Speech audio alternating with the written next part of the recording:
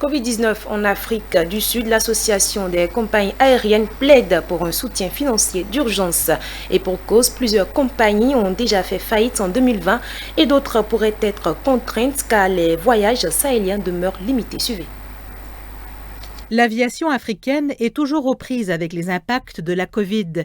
8 compagnies aériennes régionales ont fait faillite en 2020. D'autres pourraient être contraintes de faire de même, car les voyages aériens demeurent limités.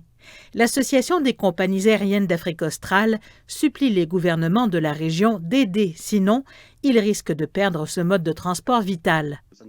L'imposition de ces restrictions face aux déplacements a aussi des répercussions sur la reprise économique, l'emploi et les moyens de subsistance, ce qui constitue une menace pour la stabilité sociale, la paix et la sécurité de la région.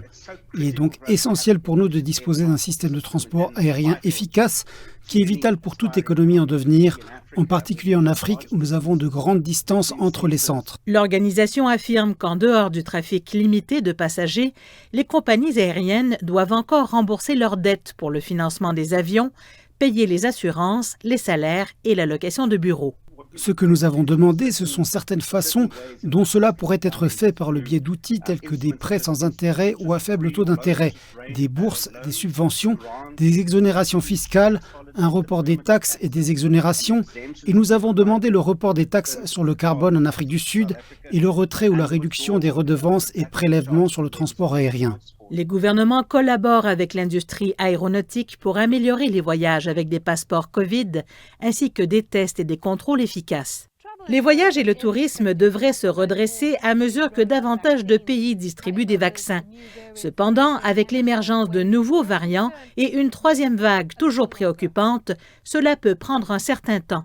Donc le montant modal que nous examinons actuellement est de 3 milliards de dollars. Nous essayons en ce moment avec l'Union africaine de voir comment nous pouvons commencer à mobiliser les fonds parce que ces fonds sont disponibles par différents mécanismes.